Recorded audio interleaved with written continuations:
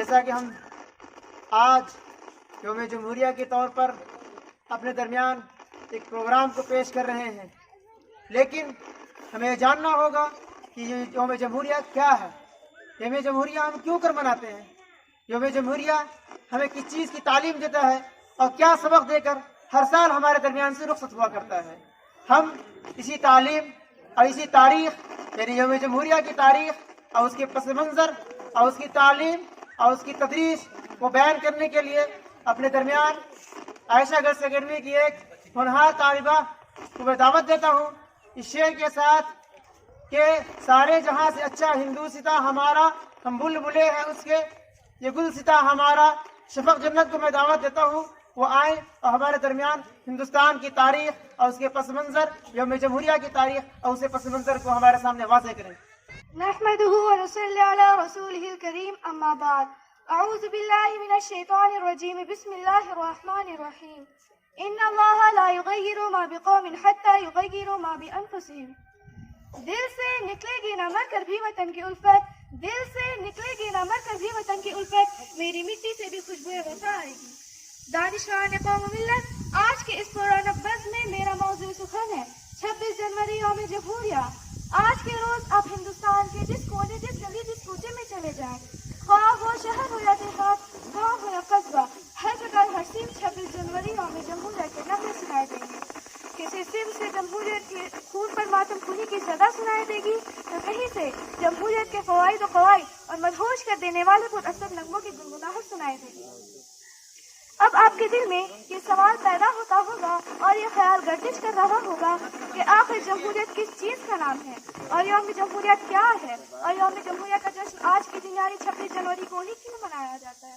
حضرات محترم، میں آپ سب کے سامنے انہی سوالات کے جوابات اور انہی خیالات کو دفن کرنے کے لیے اسٹیج پر براجمان ہوئی ہوں۔ آج سے کچھ سالوں پہلے ہمارا پیارا ملک ہندوستان تن کے گورے من کے کالے یعنی انگریزوں کا غلام تھا۔ پورے ملک میں انگریزی نظام چلتا تھا۔ انگریزی پارلیمنٹ نے 1935 عیسوی کو ایک دستور نامہ تیار کیا، پورے ملک میں اس کو نافذ کر دیا۔ اسی دستور کے مطابق آزادی ہند تک عمل درآمد ہوتا رہا، لیکن جب ہمارا پیارا ملک ہندوستان 1947 عیسوی کو انگریز ظالم کے پنجے سے آزاد ہوا اور ہمارے بزرگوں کے خواب کی تکمیل ہوئی اور مجاہدین وطن کے بہنے والے خون کی آہوزاری رنگ لائی، تب یہ ملک آزاد ملکوں میں شمار کیا جائے گا۔ اور وہ قوانین جو اب تک چلے آ رہے تھے وہ جو کہ ہندوستان مخالف تھے اور اس پر عمل درآمد ہونا ایک ہندوستانی کے لیے ناممکن اور باعث ذلت تھا، اس لیے ضرورت پڑی اس بات کی کہ کچھ ایسے قوانین و ضوابط بنائے جائیں جو ایک ہندوستانی کے لیے ممکن العمل اور واجب الاطاعہ ہو۔ چنانچہ اس ضرورت کی تکمیل کے لیے پارلیمانی انتخاب کرایا گیا۔ اس پارلیمانی انتخاب میں تقریباً 450 اراکین پارلیمنٹ منتخب کیے گئے، جن میں تقریباً 35 ممبران پارلیمنٹ مسلمان تھے۔ ان 450 اراکین پارلیمنٹ نے آئین سازی اور وضع قوانین کے لیے 13 کمیٹیاں تشکیل دی۔ ان 13 کمیٹیوں نے اپنے اپنے مسودات تیار کیے۔ بعد میں ایک ساتھ رکنی کمیٹی تشکیل دی گئی جس کا صدر بھیم راؤ بابا صاحب امبیڈکر کو نامزد کیا گیا۔ امبیڈکر صاحب کی صدارت میں اس کمیٹی نے ان 13 کمیٹیوں کے مسودات کا جائزہ لیا اور بہت ہی غور و خوض کے بعد ایک نیا مسودہ تیار کیا، اور یہ مسودہ 4 نومبر 1947 عیسوی کو ترمیم و تنسیق حذف اضافہ کے لیے آئین ساز اسمبلی میں پیش ہوا۔ جنوری 1948 عیسوی کو یہ مسودہ عام لوگوں کے لیے شائع کر دیا گیا۔ ترمیم و تنسیق کے لیے تقریباً 2000 سے زائد تجاویز موصول ہوئے۔ ترمیم و تنسیق اور حذف اضافہ کے بعد پھر یہ مسودہ 26 نومبر 1949 عیسوی کو قانون ساز اسمبلی یعنی پارلیمنٹ میں پیش ہوا۔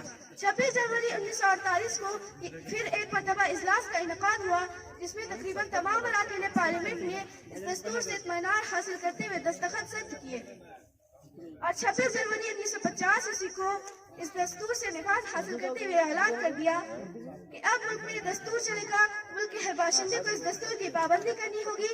اس دستور کے تحت یہ ملک جمہوری ملک ہے، اور جمہوری ہونے کا مطلب یہ ہے کہ ہر شخص کو اپنے مذہب اور رسم و رواج کے مطابق زندگی گزارنے کی مکمل آزادی ہے۔ اس ملک میں رہنے سہنے اور کھانے پینے کی مکمل آزادی ہے۔ اس ملک کے ہر باشندے کو ہر ایک چیز میں مساوی اور برابری کا حق ہے۔ حضرات محترم، اب آپ کے دل میں یہ سوال سیل رواں کی طرح گردش کر رہا ہوگا کہ جب ہمارا دستور 26 نومبر 1949 کو پائے تکمیل کو پہنچ چکا تھا تو مزید 2 مہینے کا انتظار کیوں کرنا پڑا؟ اس کو سمجھنے کے لیے ہمیں 1930 تک واپس جانا ہوگا۔ دراصل 26 جنوری 1930 کو کانگریس پارٹی نے آزادی کا ایک بل بنا کر گورنمنٹ آف انڈیا کے سامنے پیش کیا اور آزادی کا اعلان کر دیا، مگر بدقسمتی کہیے کہ ان کا یہ بل کامیاب نہ ہو سکا اور آزادی کا خواب چکنا چور ہو گیا۔ لیکن کانگریسی ہر سال 26 جنوری کو یوم آزادی کے طور پر منانے لگے، یہاں تک کہ ہمارا پیارا ملک ہندوستان 1947 کو آزاد ہو گیا۔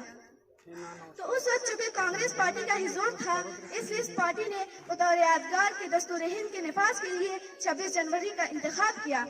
اب اس طرح سے یہ ملک جمہوری ملک ہے، بلکہ یوں کہیے کہ ہمارا پیارا ملک ہندوستان دنیا کے تمام جمہوری ملکوں میں سے سب سے بڑا جمہوری ملک ہے۔ حضرات محترم، میں اپنی بات کو مختصر کرتے ہوئے ایک خاص بات کی طرف توجہ دلا کر اپنی جگہ لینے کی کوشش کرتی ہوں۔ وہ خاص بات یہ ہے کہ جمہوریت کی عمارت 4 ستونوں پر قائم ہے۔ Number 1 parliament, number 2 government, number 3 supreme court, number 4 media. جمہوریت کے قیام اور اس کی بقا میں یہ چاروں ستون اپنا اپنا کردار ادا کرتے ہیں اور ہر کردار اپنی جگہ اہمیت رکھتا ہے۔ دنیا میں جہاں کہیں جمہوریت ہے وہاں یہ چاروں ستون اور ادارے مؤثر طریقے سے اپنا کام انجام دے رہے ہیں، اور جہاں بھی ان میں سے کوئی ادارہ کمزور پڑتا ہے وہاں جمہوریت کمزور پڑ جاتی ہے۔